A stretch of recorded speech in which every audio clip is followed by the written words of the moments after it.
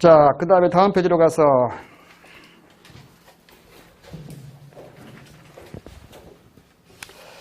이제 부분균형 분석 차원에서 이 초과 부담을 측정하는 문제를 살펴보도록 하겠습니다. 먼저 개인적 관점에서 본 거, 물품세. 이거는 우리 시험에도 그림이 나온 적이 있어요. 그림 거 10-1 그림이.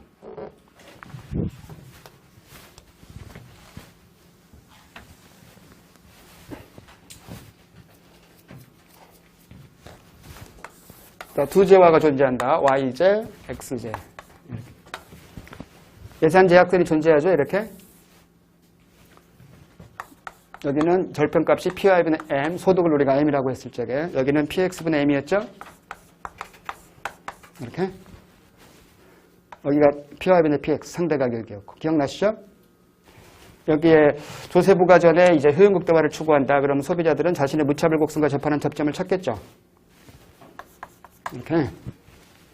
그래서 X를 요만큼, Y를 요만큼 소비함으로써 효용극대화, 소비자 균형.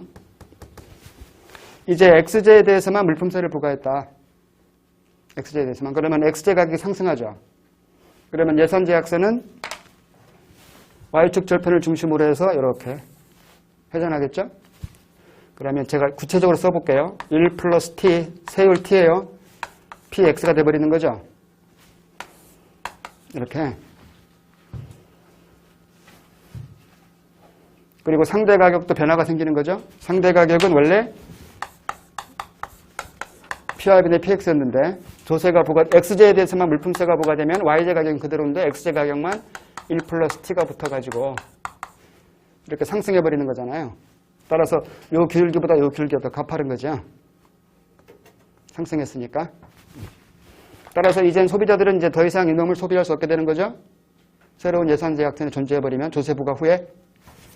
그러면 요 놈보다는 요 밑에 있는 무차별 곡선이 있겠죠. 이런 식으로.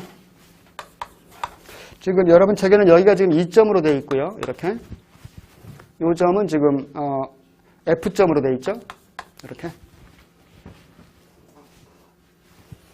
자, 이제 이걸 가지고 이제 초과 부담을 측정하는데, 이 초과 부담을 측정하는 방법에는 크게 두 가지가 있어요. 초과 부담이 존재하지 않는 중립세와 비교를 통해서 살펴볼 수도 있고요. 중립세 부과할 때 이 정도인데 중립세가 아니니까 이 정도다 이렇게. 중립세는 초과 부담이 없잖아. 그러니까 초과 부담이 없는 세금과 초과 부담이 있는 세금을 비교함으로써 초과 부담을 측정할 수 있다는 거지. 가능하죠? 그 다음에 어려운 것이 뭐냐면 동등변화라는 용어가 있어요. 동등변화. 여러분 책 417페이지로 가보세요. 거기 일단 작은 5번 밑에 빨간 놈의 화살표 두 가지가 있죠.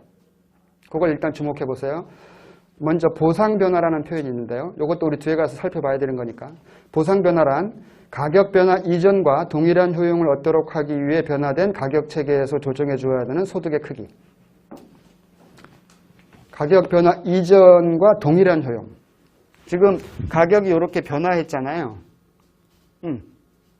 이 상태에서 이 상태로 X제 가격이 상승해 버렸으니까 가격 변화 이전의 효용은 이놈이죠.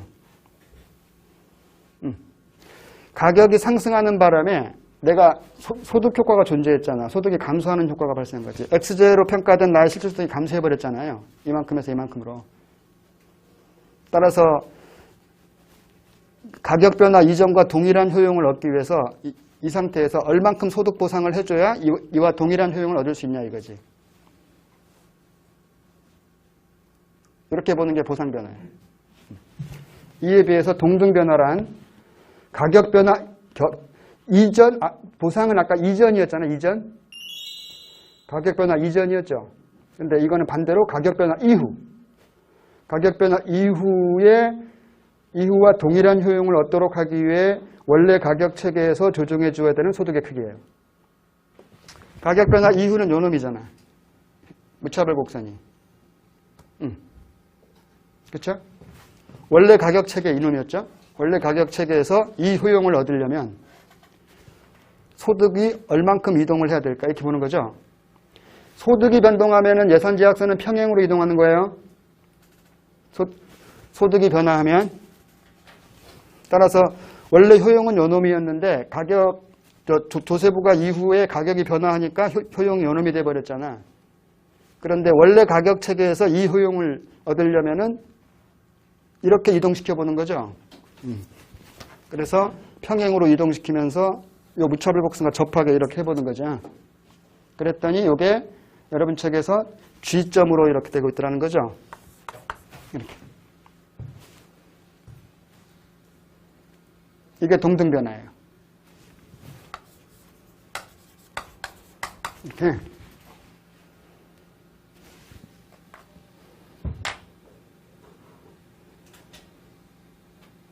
그럼 보세요. 여기서 이제 체크해야 될 게 뭐냐면, 이제 조세가 부과된 이후에 소비자들은 이제 F점에서 X제와 Y제를 소비하고 있잖아요. 각각 이렇게 X는 요만큼, Y는 요만큼. 그죠? 그런데 만약에 내가 조세가 부과되기 전에 X를 무조건 X만큼 소비하고자 했다면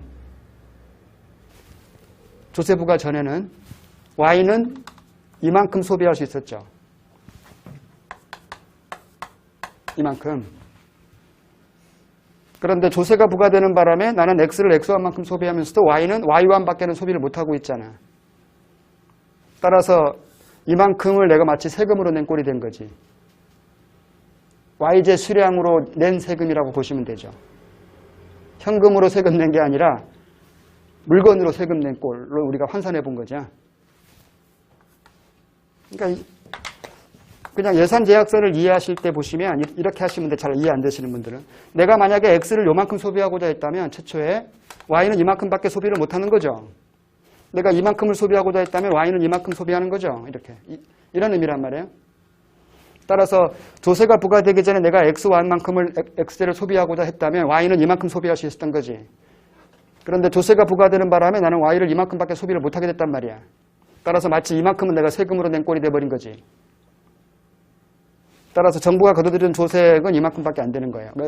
여기 크기, 여기를 우리 I라고 하고 있죠, 여러분 책에서. 그런데 실제로 소득은 얼마큼 줄었어요? 이 동등변화에 따른다면 어때? 원래 가격 체계에서 이 효용을 얻으려면 소득이 이만큼 줄어들었단 말이야. 나는 사실은.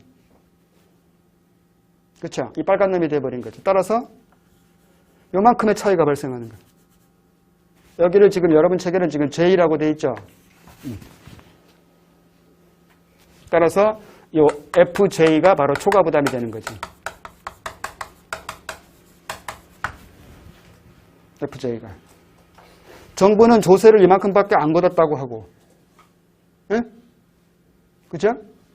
정부는 조세를 이만큼밖에 안 걷었다 그러고 IF만큼 걷었다고 주장하는데 나는 소득이 IJ만큼 감소한 효과가 있단 말이야. 그러면 요만큼 어디로 간 거냐는 거지. 날아가 버린 거라는 거죠.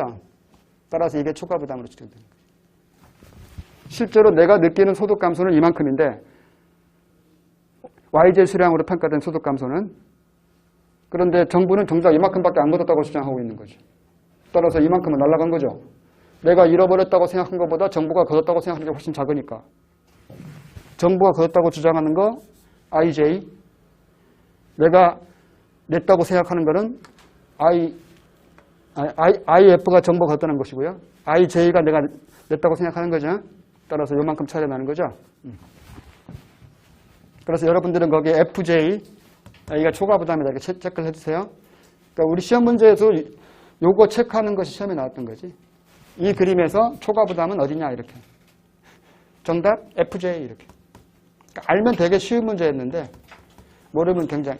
그 다음에 뭐 다른 거 물어볼 수도 있겠죠. 정부가 거둬들이는 조세 수입은 얼마냐 이렇게. 그러면 IF 정답 이렇게. 정부가 거둬들인 조세의 크기는 아시겠죠? 동등변화를 통해 측정하면 이렇게 측정할 수가 있겠고요.